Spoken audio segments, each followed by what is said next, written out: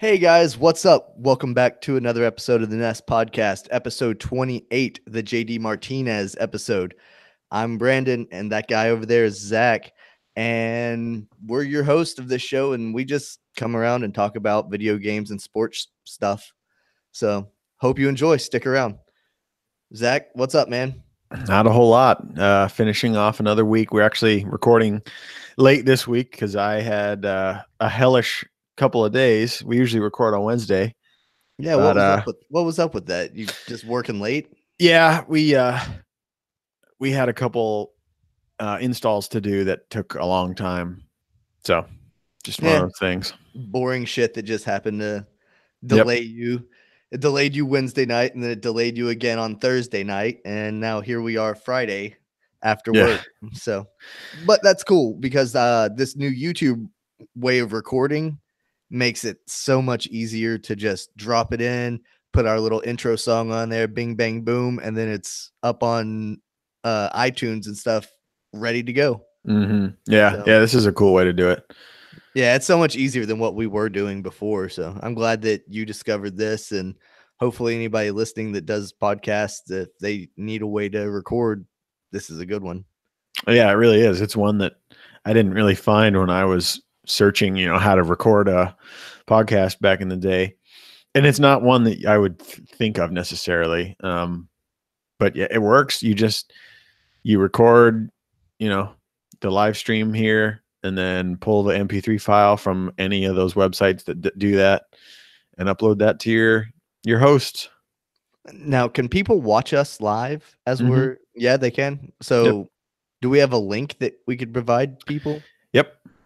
Cool. So for next week, I guess we'll shoot out links, and if you want to watch this episode and you're just a regular podcast listener, hit us up on any of our social medias. We'll hit you up with the link to the YouTube page so you can watch us, subscribe on YouTube or whatever, and you'll get, I guess, automatic updates when we go live.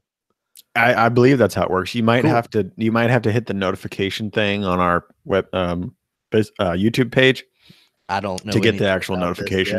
Yeah. Yeah. I think that's how that works. Okay. But yeah, we can post links on Facebook and stuff. I think Facebook is that and Instagram are our most used social Yeah. medias. Yeah. We don't really do anything on Twitter. Yeah, I don't have time to keep up with all that crap. Like Twitter is a beast in and of itself. Yeah, it really is.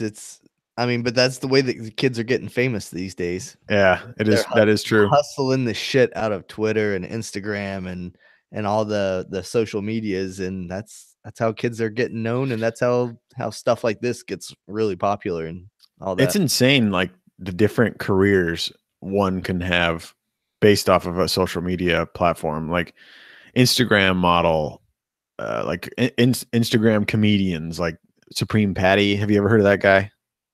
No, I haven't, but I know what you're talking about. Yeah, People just that people that do ridiculous shit. are, the photographers of the models are That too. also employed by the social media essentially. I've read something about the Instagram boyfriend or Instagram husband or whatever is a thing where it's a boyfriend that just follows around his girlfriend model and takes pictures of her doing, all of her cutesy things. Hmm. And apparently they are proud to be that. That's their sole purpose of life, is to be a fucking photographer for their hot girlfriend that's showing off for her hundreds and hundreds of other dude followers. Mm-hmm. I mean, I guess there's worse things to do with your life. I guess, like meth.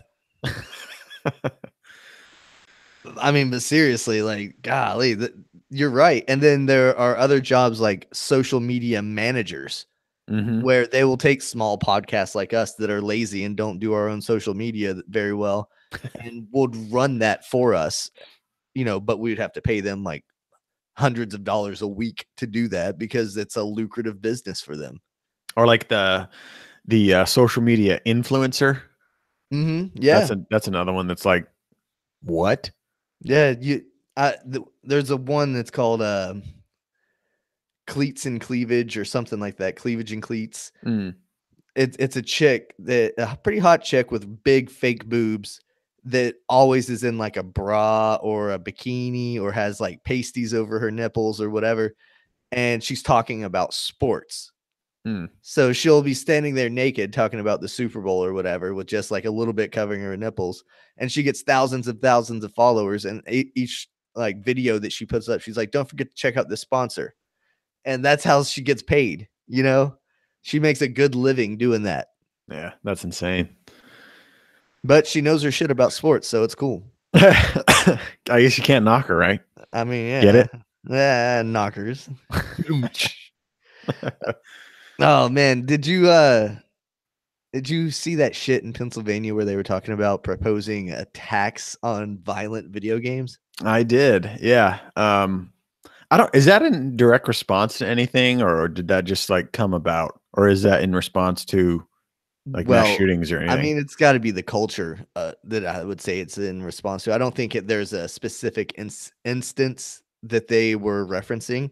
Okay. But I think it's just the violent culture that we live in today. Yeah. Because I remember I don't remember, but the thing back when Columbine happened was that people were blaming Doom on that occurring. Like, this crazy violent video game caused these kids to do that. And I mean, if you can see what games are like now, you'd think that's utterly ridiculous. But I kind of just wondered if that was rearing its head again. Like, all these mass shootings in schools are because GTA and Call of Duty and whatever. I mean, I'm sure it doesn't help, especially when games like Fortnite catch on and they're so popular among younger kids. And then the adults that are not in touch with the video game culture hear these kids talking about running around killing other people. Like, they're like, oh my God, these kids are going crazy. They're talking about killing each other, but they're talking about killing each other in a video game and then doing a fucking dance over their dead body. Mm-hmm. Like, it's crazy to think about video games to be such a influencer. My daughter watches me play Red Dead sometimes, and she's just sitting there like, last night, for example, I was playing the mission where Tilly gets taken from your camp, and you go and find him, and you hogtie the final guy and bring him back. And she says to kill him, and the other woman in your gang says, or no, Tilly says to let him live, and the other woman in the gang says to kill him. And Emma and I sat there and pondered and decided, should we kill him or should we let him go? And we weighed out both options of in the video game world. Like, we looked at it like, oh, well, he could come back and get us if we don't take him out now. So, but he did say that he was going to be a nice guy. That's funny. We talked about it and we decided what we did, and we killed him. But but she understands that it's a video game. She's like, well, if we want to see it the other way, I guess we could just start the game over. She understands it's in a video game and that real people, you can't do that kind of shit. Yeah. I have a hard time believing that there are kids that get that influenced by video games, but yeah, I don't know. If that's occurring, then there's like a complete lack of any kind of parenting. Like, even a shitty parent is probably enough to like tell a kid that this is not how the real life works. I mean, I that's what I was going to say too, is that, I have a hard time believing that, but I also did, see that people were trying like the Bird Box challenge where they were fucking driving blindfolded and stuff. So, I mean, I guess you never fucking know. Yeah. I feel like people have always been doing stupid shit, and whether or not we know about it is the difference now. But I don't know. There was another one that's going around. It's the new viral thing that teens are doing. And it's like the disappearing challenge or whatever, where you just vanish for 48 hours and see if you turn up on social media as a missing person. That's a good one. No, don't endorse that. That's fucking idiotic.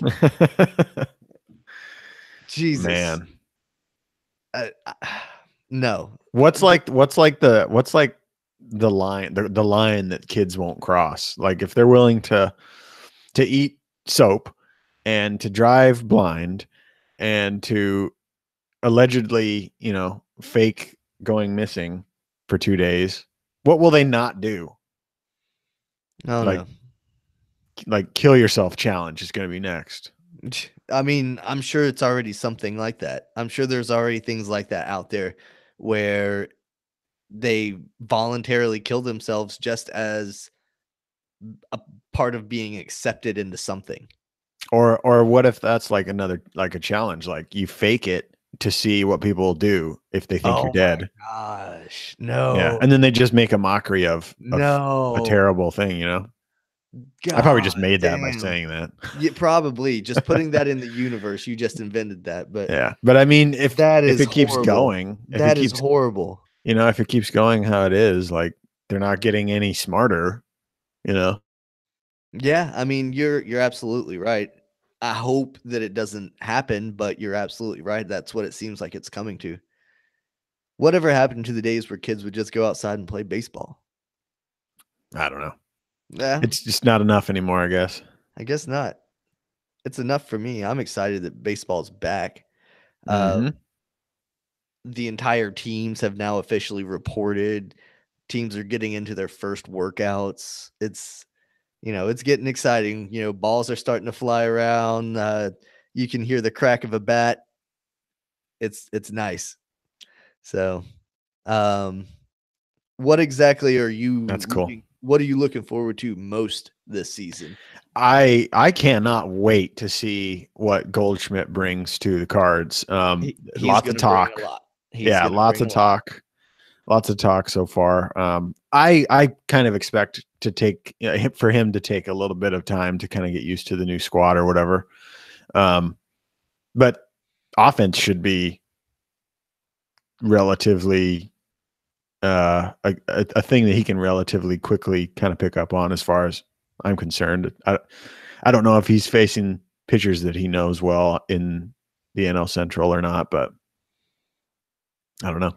Well, he played in the NL West, so there's definitely some crossover. Like everybody in the NL would play everyone else in the NL at Yeah. some point, just not Yeah. as much as he's played the NL West. But yeah, he's familiar with the pitchers, and so many of the pitchers move around so much these days that That's true. he's bound to run into guys that he knows pretty well. He's been in the league for I think like 7 years now, 6, 7 years. He's been there for a little bit. This guy is an immediate impact player. He's going to completely change the landscape of the NL Central. Last year, the NL Central was a pretty contested down the stretch division where it came down to a tiebreaker game between the Cubs and the Brewers to see who was even going to make it in to the playoffs. And the Cardinals were there in September and then just kind of petered out. Mm-hmm. Longtime listeners will remember Zach being real excited and Yeah. animated that the Cardinals were doing so well so late in the season. Yep. Next year they're going to be in the thick of it. Paul Goldschmidt's the type of player that's going to be able to win you about 4, 5, 6 of those extra games every year that you lost last year because you didn't have him. Right. Because of his big hits, because of his offense, and because of the Gold Glove defense that he brings to first base. That's one of the things about him that makes him the total package is, yeah, he brings the big bat and he's gonna, he's a silver slugger and, runner up or third place in MVP voting a few times. Like he's always up there, man. Mm-hmm. But his defense, he's got that Gold Glove 2-time, I think. Yeah, That's big. Yeah. You haven't had that since Pujols. Right. Yeah. And speaking of that, that makes me wonder what they're going to do with Matt Carpenter, who is at least last year their first baseman. And he was pretty substantial in the team's.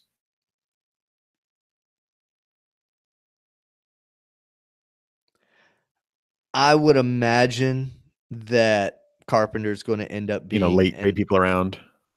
Yeah, I think he's going to end up being an outfielder. Oh, okay. He'll probably take left field if I had to guess. Gotcha. and he'll just be plugged in there just to keep his bat in the lineup, because you're definitely going to keep Goldschmidt, but Oh yeah. at first. But that would be an interesting situation if they did introduce the designated hitter into the National League this year, because then you could keep Carpenter in your lineup as a bat and still keep a speedier guy out in the outfield for defensive purposes. Yeah, So that's a very interesting. I guess that, is it still a rumor that they're gonna try to do that soon or whatever? I haven't seen anything official, but I've not been on the waiver wires or on the news feeds looking to see any kind of stuff. Like, to my knowledge, Manny Machado and Bryce Harper are still free agents. I haven't That's seen correct. anything that tells me otherwise. So Yep. that's crazy to me. I'm still waiting for those pins to drop, but Yeah, it kind of sounds like it's coming down to the Yankees and the Phillies have put up good offers. You said that the Cards were still kind of trying to go after Bryce Harper.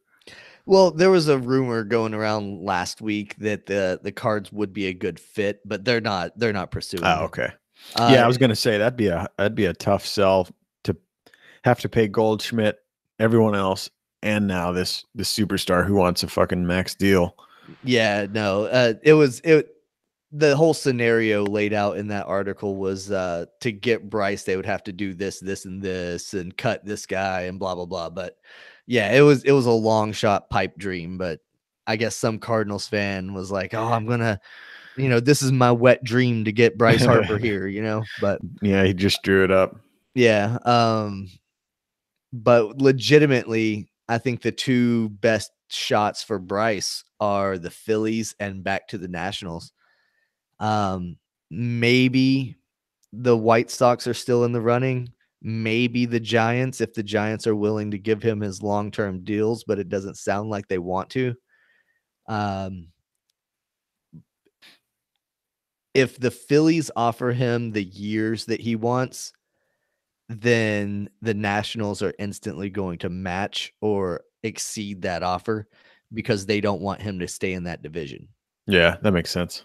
They would want him out of the NL East. They don't want Bryce Harper coming to their house and hitting home runs against them for the next 8 to 10 years or whatever he Yeah. did. That's not what they want. So they'll do anything that they can to keep him from going to Philly. So I would say unless Bryce Harper just wants to be a Philly, that won't happen. So that would put it between the White Sox and the Nationals, and I think he'd probably end up going back to the Nats. They've gotten better this year. Even without him on the squad, they're still good. So do you think he was just trying to force their hand by waiting this long and get the deal that he wanted, or do you think he legitimately wanted to go somewhere else? I think if you remember back when he won the home run derby last year in DC, he said that he fell in love with the town again. I think that kind of tipped his hat to say that he wanted to stay. And when they offered him the qualifying offer of 10-year, $300 million, he thought, well, I'll get another offer from somebody else that'll be better than that. And then the Nationals will turn around and pay me more to keep me here. They'll say, okay, well, we'll meet that, or we'll give you a little bit more or whatever. He was trying to leverage it. When nobody bit, if I'm the Nationals, my price would start dropping too. Yeah, that's the only smart thing to do. But, What do you think about Manny's situation? oh, Manny. That's your boy. I fucking hate him. Part of me still thinks that the Yankees are lurking because he wants to be in pinstripes so bad. But all indicators kind of point that he's going to go with Chicago. They've offered him the most money. So, and that's what he said all along, is that he's chasing the money. He wants the dollars. He doesn't care about the team as much. So What a crazy thing to say. That's that kind of guy. I mean, he is also the same guy that said, I'm not Mr. Hustle. I'm not Charlie Hustle. I'm not going to run out a ground ball or whatever. Right I remember before that. he was going to free agency, like not the best time to say something like that, boss. Yeah, I remember that. I think you might be right, especially because I don't think that the Yankees want to make the same mistake that they made with A-Rod. Right, right. They don't want to get trapped into that. I mean, they're trapped into Giancarlo Stanton's deal now. I mean, yeah, he put up decent numbers last year, but it was less than what he was putting up when he was a Marlin. Yeah, and they've got Judge there, who's their little poster boy. Um, I'm sure they can afford Manny, but I don't know if they're going to.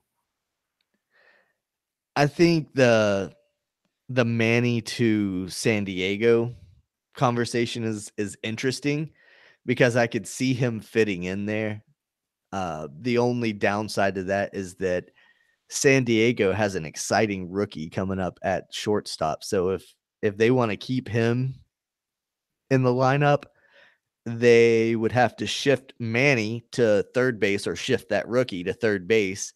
And I don't know what that does to the rest of their squad. Yeah. Um, but I like Eric Hosmer and Manny Machado in the same lineup. I think that's a pretty strong 1-2 punch. Is he coming up from AAA? The Rook, Yeah. yeah, he's coming up this year. This will be his rookie season. Awesome. So he's one of the top prospects to be the rookie of the year this year if he has the season that they're projecting. So he'll be one to watch, keep an eye on. Man, the Padres haven't made noise in a long time. No, they really haven't. But I mean, they traded away a lot when they got Hosmer, but they saw him as a piece that they wanted to build around.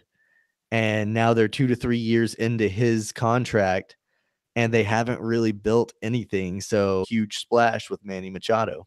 Yeah, It would make makes them sense. instantly better. And Manny Machado tore up the NL West when he was playing for the Dodgers the second half of the season. So the Padres know that he can hit in that division.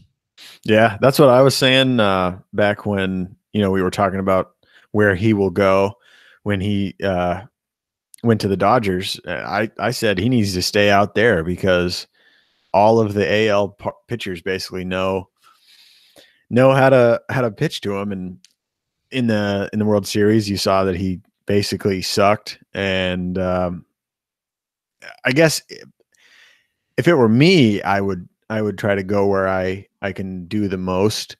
But like you said earlier, he's chasing the money, which is I get it. Like this is your only chance to make as much money as you possibly can doing a sport. But at the same time, like you're gonna be a millionaire regardless, you know?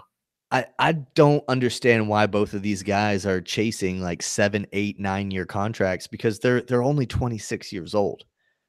In baseball, you could sign a 5-year contract and play through your 31-year-old season and then get another like 3 or 4-year contract as a 31-year-old. Yeah. I mean, yeah, you might not get as much money because you're not, there's going to be a little decline as you get older. That's natural. Not everybody hits 40 home runs their last season, Yeah. but you're still going to be an elite ball player.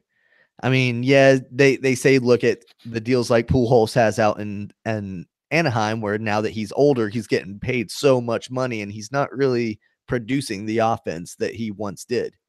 The Albert Pujols that plays now isn't the guy that was there in St. Louis years ago, Right.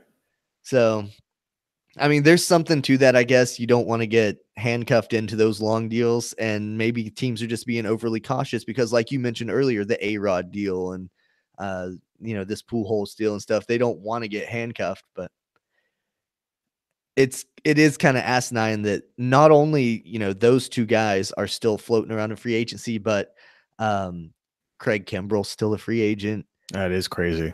Dallas Keuchel's still a free agent. Former Cy Young winner, pitcher for the Astros. He's still sitting out there waiting to be signed by someone. That to me is more shocking because you can't tell me that there are teams out there that are like, nah, bro, we're good on pitching. We don't need anything. Yeah. I Like don't know. that's wild to me. I agree. Yeah. It's weird. Cards picked up a pitcher from the Indians this season, Andrew Zimmer. Don't know a whole lot about him. He's a guy. Yeah. He's one of the few players that they've picked up this offseason. Other than Goldie, yeah. Yep. Yeah, the Red Sox have been real quiet this offseason as well. They made immediate splashes when they signed Nathan Eovaldi to a 4-year deal, and they re-signed Steve Pearce to a 1-year deal, and kind of kept a little bit of that World Series team together.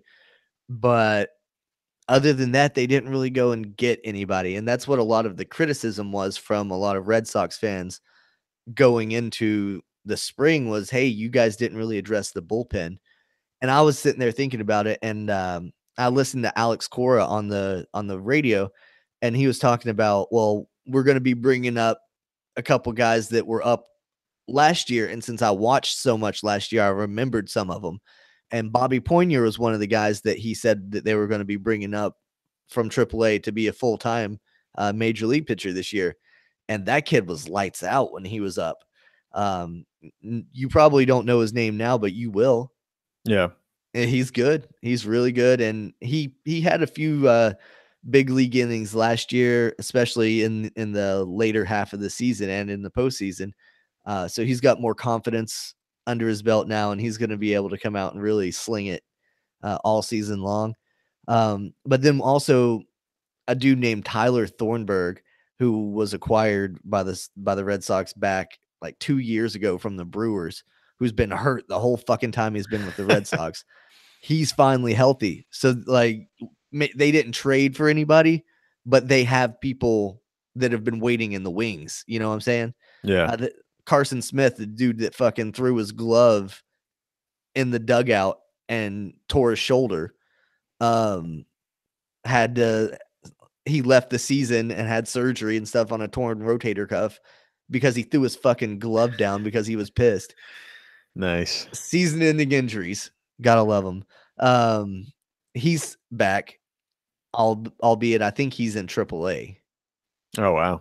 So he's going to be rehabbing for a little while in AAA, but he'll be coming back later on in the season.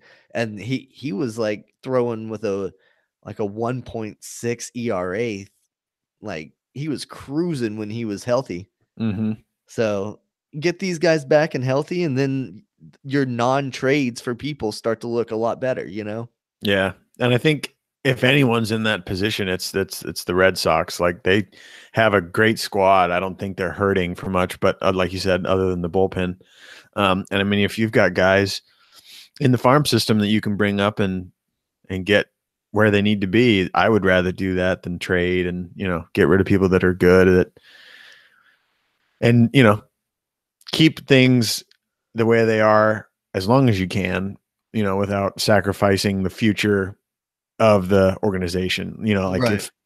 if you have like the A-Rods and stuff that you have to fucking hang on to, that can kind of hurt you later on. But if you have a decent squad, and then you can just kind of build off of that for the future, that's a good way to do it. I don't see any issues that the Red Sox are going to have to face that they haven't faced and beaten already. I mean, no, and I think Alex Cora has a really good culture up there for the guys. To that point, like Xander Bogaerts, he's 2 years away from free agency. He's already saying, "Hey, let's talk about a contract extension.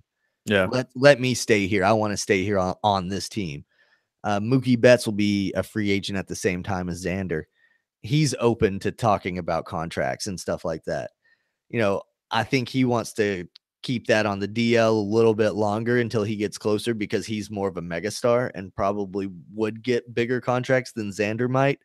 But I think Mookie still wants to stay in Boston. He wants to play in Boston. So that's a good sign that your organization is doing things the right way. And I mean, after last season, 108 wins, I trust Alex Cora.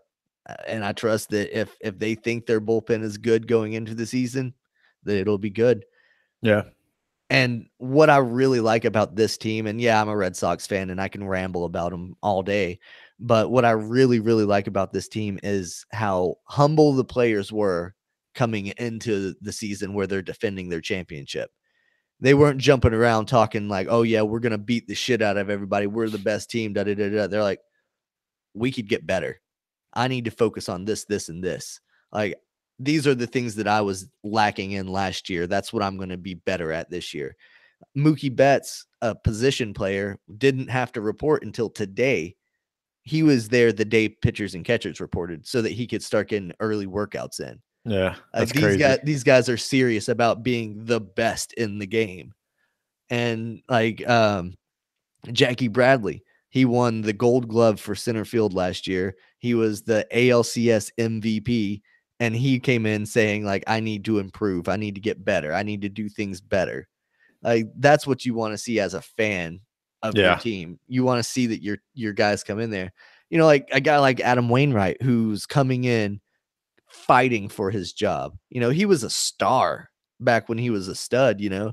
Now he's coming back off of some injury, some time off, and he's fighting for a job, but he's out there fighting. He's not acting like Madison Bumgarner that he's deserving of everything, you know? Right. Yeah. It's interesting to see that kind of dynamic from from player to player. Like there's those guys who hustle and work and stay, you know, athletic, you know, and they don't get old and just brittle and shitty. And then there's guys that go for it all early and whatever happens, I guess. It's especially in baseball, like it's very interesting to see that. You know, like you said, Pujols is stud, and whether that might be, you know, something that he did or didn't do, he's not the same player anymore. And obviously age definitely has something to do with it. But I think there's certain things that players can do that put themselves in a better position to be better later on down the road. I think the most clear evidence of that is with star pitchers that have longevity. A lot of guys come up throwing flamethrower heat, you know, upper 90s, even triple digits on their fastball. And that's what they're known for. They're known for throwing that. But then as they get a little bit older and the velocity starts to tick down and they start to get hit, before long, this guy that was a stud is out of the league, you know, because they never develop any other pitches. They just rely on that fastball. Those guys are just throwing. They're not pitching. If that makes sense. The guys that are pitching, once their velocity starts to tick back, they learn how to throw a better curveball. They throw a changeup, a slider, a cutter, something with movement, something that they can control that goes away from the hitter and has tailing action or cuts or breaks or whatever, you know, so that it's deceptive. Greg Maddux never threw over like 93 in his whole career, but he could paint the fucking corners. Yeah. You know, look at guys like CC Sabathia, David Price. They were throwing heat when they were young, but they're both Hall of Fame pitchers because they learned how to pitch. Yeah, that is pretty impressive. Because, like you said, like the power is not going to be there when when your shoulder is just, you know, wrecked and you've had Tommy Johns 2-3 times or whatever. Clayton Kershaw is on his way out because he can't really pitch that well. Yeah, 100% agree. He is not Clayton Kershaw that everyone was like, oh my God, Clayton Kershaw is the best thing ever. Steven Strasburg was supposed to be the greatest fucking pitcher of our generation, but he's not pitched a single full season since he's been in the bigs. He always gets hurt. Like, because he tries to throw so hard. Yeah. Because he's throwing, he's not pitching. Mm-hmm. Everybody wants to be Nolan Ryan, but nobody else has Nolan Ryan's arm and longevity to be able to throw that hard for that long. Right.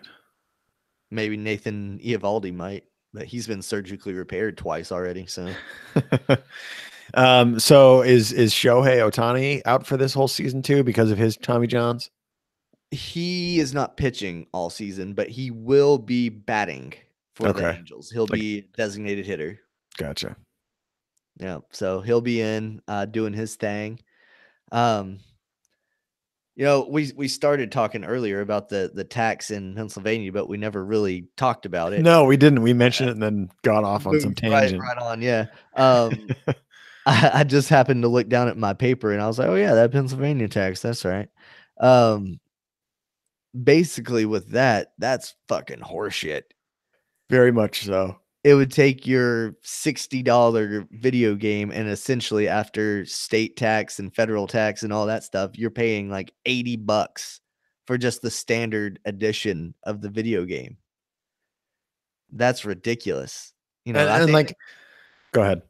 no, I think it's bad when I have to pay like $8 more than what the sticker price says because Hmm. of tax, but like it's horseshit to have to pay like $20 more just because your state's being a bitch. Yeah. This is the classic case of like, we're going to charge you money and say that it's because of this. And, we're trying to prevent that or whatever. But really, like, charging extra money, you think that's going to like prevent somebody from doing something that they're going to, that's just all so stupid. I hate all that shit. Like, back when like rap music had violent, lyrics and stuff, and that was like the craziest thing. They made them put like that explicit content label on there. Like, what are you doing here? Like, they're sticking their nose into somewhere where the people themselves should be able to make their own decisions. Like, if a parent thinks that whatever game is okay for their child to play, then that's it. That's done. Like, we don't need anything else more from anyone else. Like, the rating system, I definitely think that's a good thing because we should know what's in this kind of game, because not every parent is going to research the game on what's in it. So that makes sense. But after that, that's it. I don't need the fucking government to hold my hand through everything that I do, Yep. That's the world that we live in though, and it sucks. It definitely sucks. And that law, it penalizes more people than it's protecting or whatever. And I think what are they doing with the tax? They said something about where the tax was going. Oh, is to offset the violent culture in schools, whatever. That literally like doesn't make sense. It's bullshit. Like, That's money all is going to somehow make up for a mass shooting or whatever, the violence in the culture. Like, how do you equate, if people are dying, which they are, how do you equate that to money? They always say that life is priceless or whatever. Yeah, well, until it's in terms of sending financial aid or Yeah. Whatever. We're in a state of emergency right now. I don't know if you know about that, but Yes, I do. it's a dangerous world we live in these days, apparently. Mm-hmm. Anyway, it's a dangerous world in college basketball, that's for sure. And the Tennessee Vols, trying to just segue off of that. I don't want to talk about that bullshit. The Tennessee Vols and the Kentucky Wildcats are going to square off this weekend, and I'm very excited about this game. Yes, 100%. Saturday at 8:00. My butt is in a chair watching that one. So for sure. Rick Barnes, the best coach in college basketball this season. Yeah, I mean, I get. Who else are you going to give it to? All those other names that we know and have talked about before aren't making the same kind of noise that his team is. And like we've talked about ad nauseum, he's got seniors and he's built this team. I think that will maybe not Tennessee, but something like that will probably beat those one and done type stuff at least this year. Well, I mean, we're going to see it literally Saturday night because Kentucky is one of those one and done type teams. Mm-hmm. That's how they build. They're the number 5 team in the nation. They're a great squad, a great basketball team, but We'll see. The reason I mentioned about Rick Barnes being the best coach, at least this year, I'm not ready to put him up there as like a greatest of all time or anything dumb like that.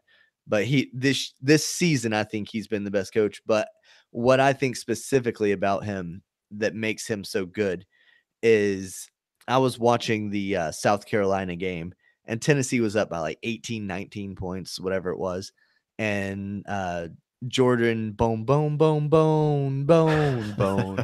was dribbling down the court, and he tried to make a cross court pass that he threw out of bounds. Mind you, they're up 18, 19 points. There's like 8 minutes left in the game. They're firmly in control. They never were in any kind of doubt, but he threw the pass out of bounds, and Rick Barnes got in his ass. And I was like, okay, you're not letting them sleep. You're not letting them, you're staying on them. You're staying on them as if it were a 2-point game, Yep. That's the type of coach that wins a championship. He doesn't let his team get lazy, and that's good. Yeah, for sure.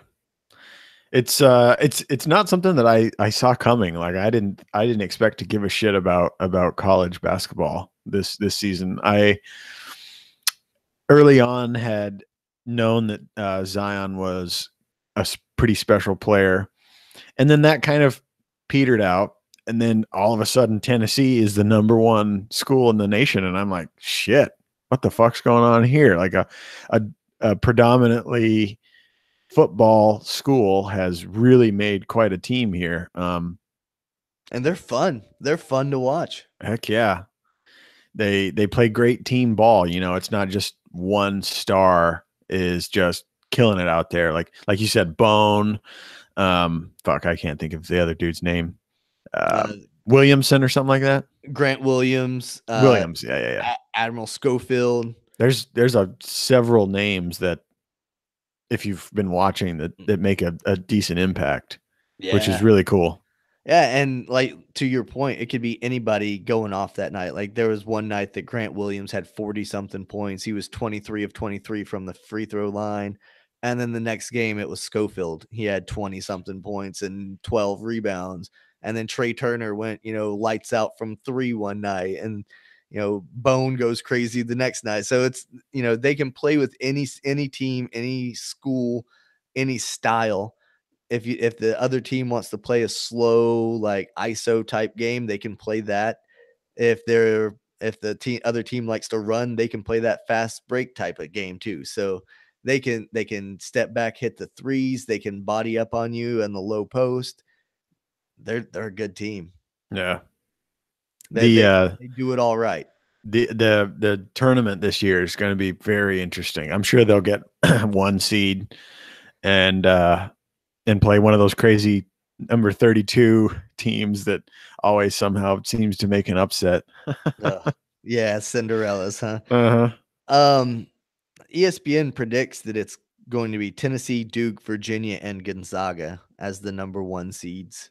So, I mean, I can see that. A lot would have to happen for that to really get shaken up. But, Tennessee still will have to play Kentucky 3 times. Which is a shitload. That's a shitload with and then within 2 months. And then they'll have to play them in the SEC tournament, won't they? That was counting the SEC. Oh, okay. Okay. Gotcha. I would say the 1 and 2 seed in the SEC tournament will be Tennessee and Kentucky. So they would play each other in the finals if they meet. So that would be the 3rd, but guaranteed 2 times that they're going to play. And, then that one. But holy hell, that's a lot that they'll be battling. And then Tennessee also will have to battle LSU. And LSU's got a good team. So, a lot could happen between now and then that could change anybody's standings, but hopefully Tennessee is able to weather the last of their storm and can go on into the tournament as the 1 seed. Yeah, that'd be huge. Yeah, for sure. The tournament is cool. It's one of the funnest ways to go about a championship in sports, if you ask me. Like, I enjoy the NFL playoffs and I like the tournament. I'm not the biggest fan of how the MLB and how NHL do it in like the best of 7 series. And I get like that's a a very smart thing to do for those kind of sports. But I think it's really exciting to watch those go home or win or go home games. You just like Game 7. Yeah, You basically. wish everything was Game 7. I Yeah. got you.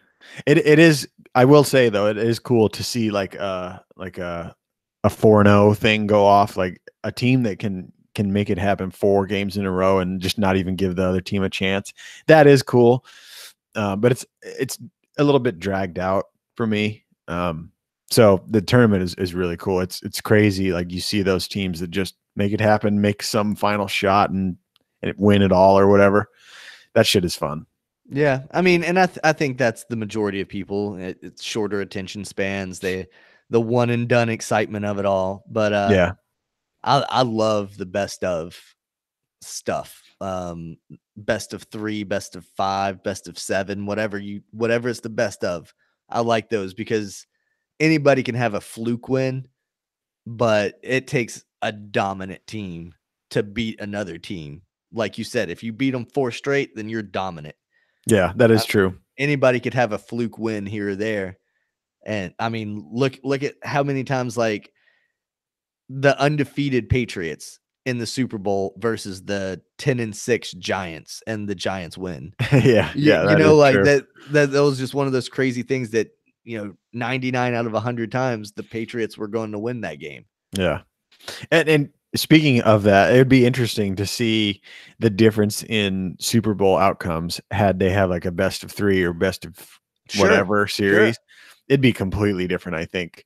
Like a lot of those weird teams that come out of nowhere and win one year, like way back in like 02 or whatever it was when the Bucks won. Yeah, it was the Bucks and the Raiders in the yeah. Like what? So yeah, it'd be interesting to see what happened to those kind of teams had they had to play longer or more games.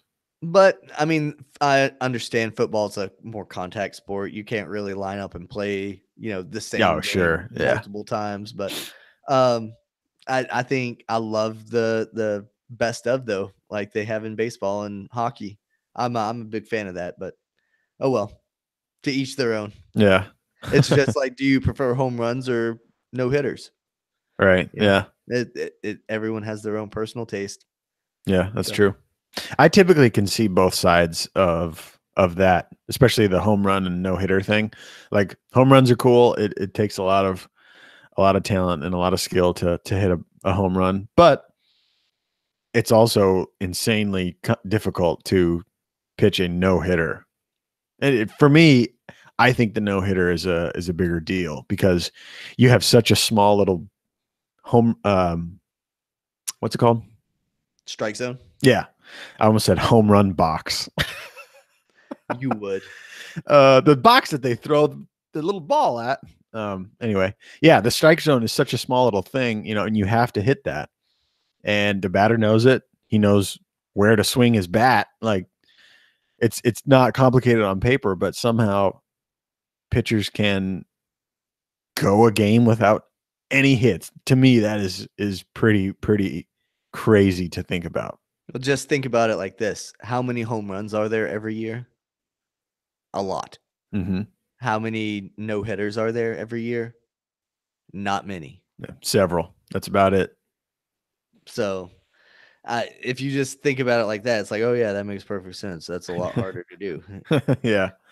So just for the average fan, I guess it's just not exciting to see nothing happen. Exactly. By nothing, I mean a pitcher be fucking flawless. Exactly. Like the nothing that you're speaking of is nothing on an entire fucking offense. Yeah. The entire team did nothing, but one guy on the other team did everything. Yeah. And each player gets what, 3-4 chances to hit?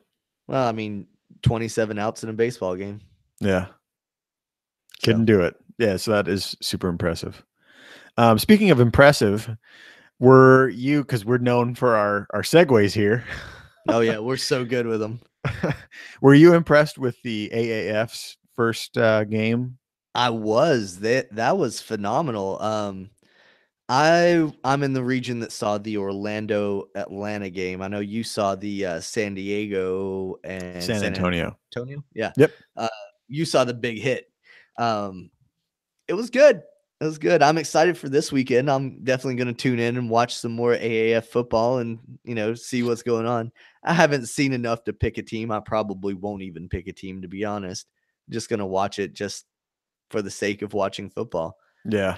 Cheer for big hits and good plays, but yeah. Yeah, it was quite the interesting start. I didn't really know what to expect. I knew that they weren't obviously like the greatest players, otherwise they'd be in the NFL. But I kind of think that there is definitely room for like a lesser, talent wise, lesser quality football league. Same as baseball has minor league, NHL has minor league, NBA now has the G League, and they used to have D League. So obviously those aren't like popular and we don't watch them every week or whatever. But I think that football is such a huge sport for Americans that, especially if it's on the off season of the NFL, I think there's definitely room for this to take off. It was an exciting game. Mine was very exciting. You mentioned that big hit, gigantic sack, helmet to helmet. This fucking kid's helmet flew off. No one said shit. No flag.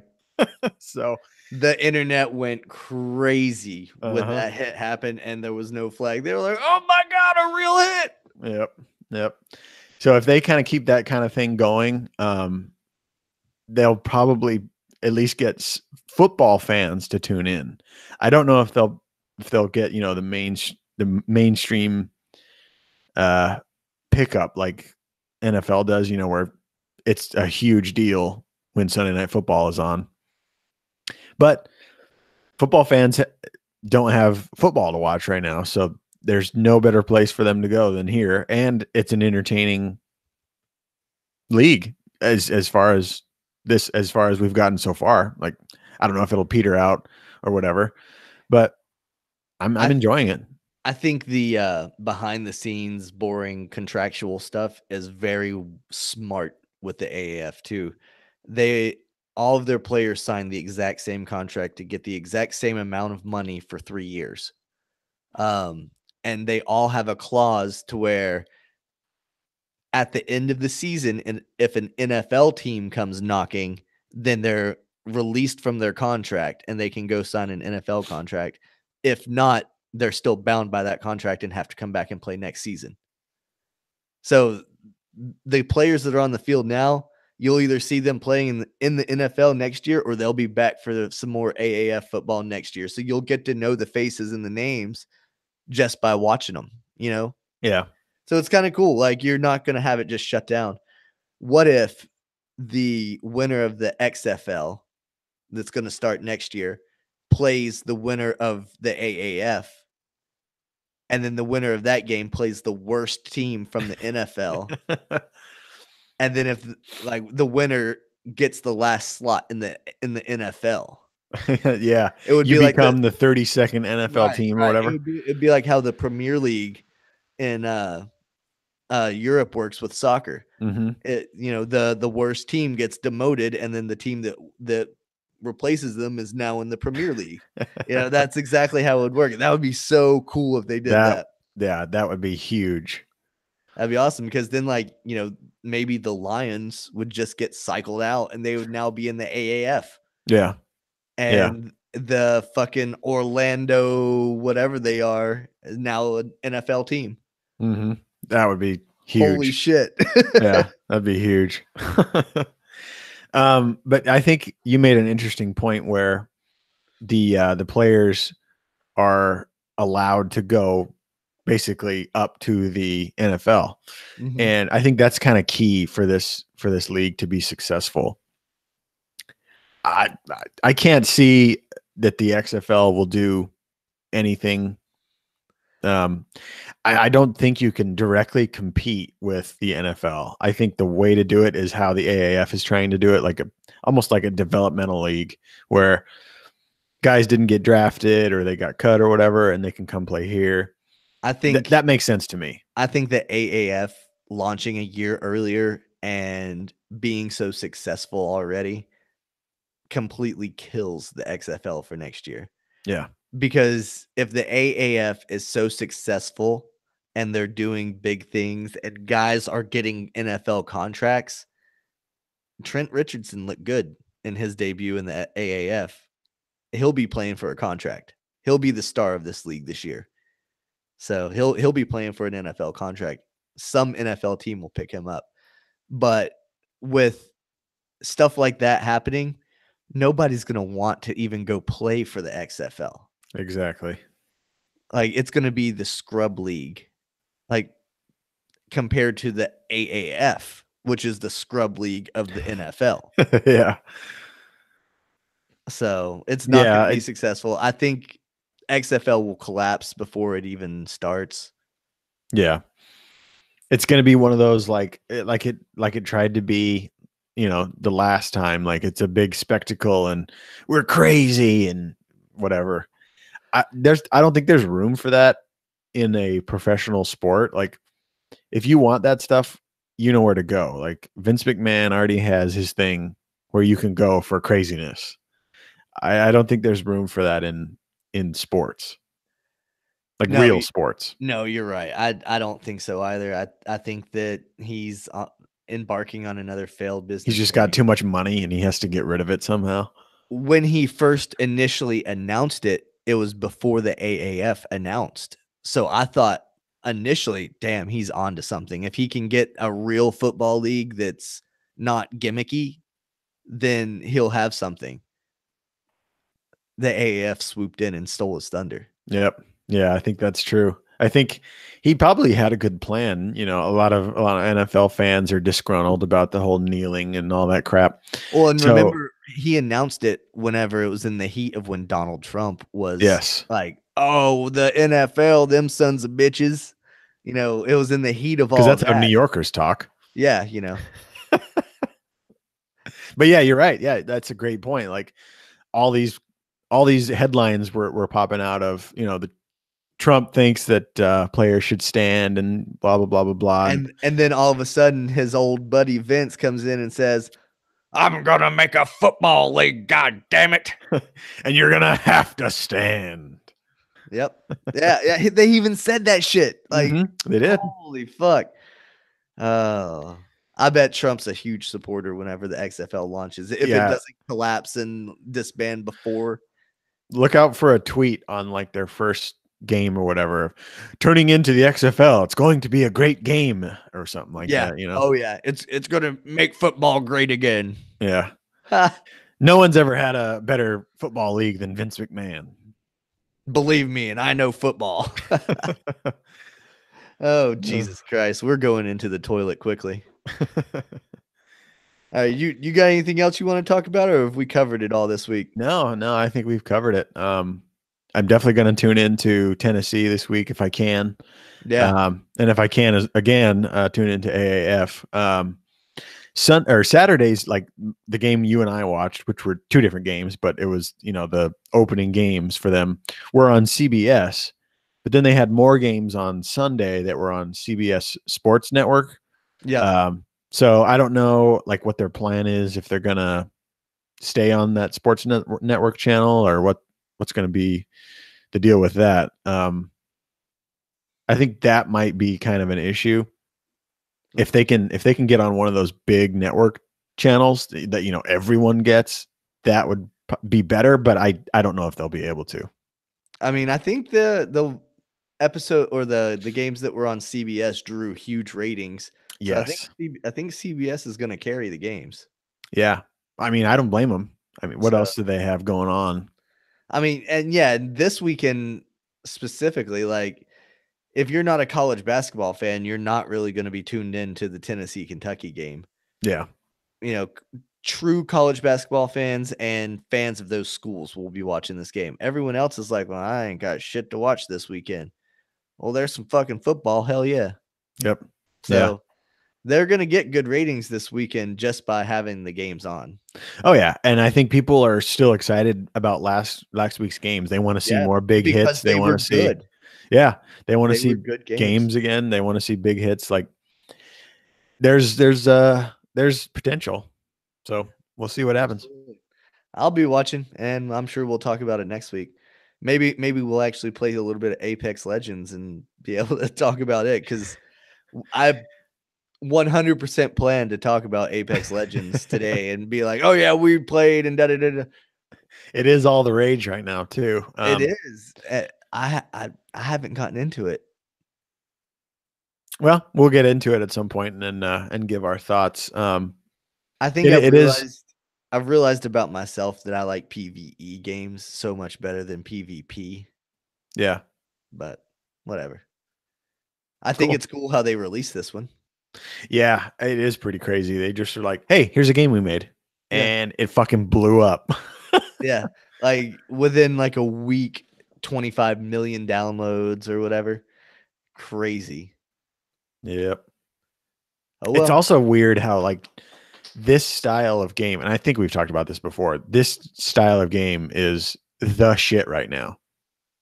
Yeah, it's just like the Fortnite, and they've got a new Tetris 99 to where it's like you're playing Tetris against 99 other people. Oh wow. And as they lose or whatever, you're the last one standing. So it's kind of like Fortnite and Tetris meet, kind of. That's funny. Because you're the last one standing at Tetris, and that's going to have people playing shit tons of Tetris. So, nice. Oh well, bring back the oldies. Mm-hmm. At least Tetris is a cool game. Anyway, I'm out of shit to talk about. So, see you next week. All right. See ya.